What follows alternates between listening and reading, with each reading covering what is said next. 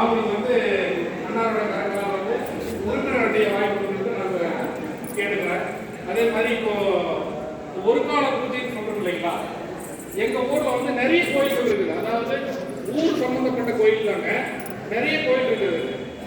அதில் பார்த்தீங்கன்னா கட்டி விடுற காசு மட்டும்தான் நாங்கள் எடுத்து ஒரு அதாவது சாமிக்குண்டான அனைத்து சாமான்களையும் வாங்கிட்டு இருக்கோம்.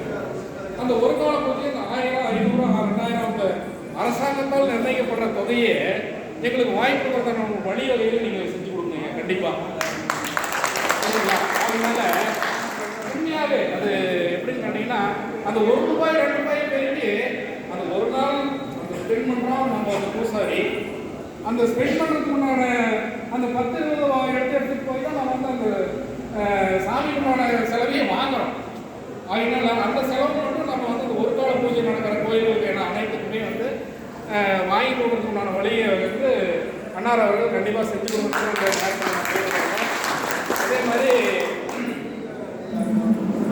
தான் இப்போ எங்களை மாதிரி ஆட்கள்லாம் இருக்கிறாங்க இல்லைங்களா, ஒரு 45-50 வயசுக்குள்ளார இந்த பூசாரிகள் நலவாரியத்தில் சேரத்துக்கான முயற்சியை நான் எடுத்துருக்கிறேன். அது எல்லாமே இப்போ வந்து ஆன்லைன் சிஸ்டம் கொண்டு வந்துட்டேன்.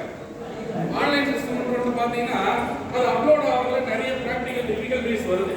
அதாவது நடைமுறை சிக்கல் நிறைய வருதுங்க. அதனால அதெல்லாம் கொஞ்சம் என்னங்க அது இல்லை நாங்கள் எல்லாமே கம்ப்யூட்டரில் போட்டு பண்ணிட்டு இருக்கிறேங்க.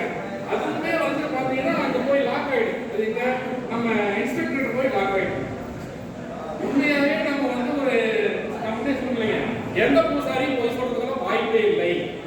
சரிங்களா? ஆகினால இந்த ஒரு சில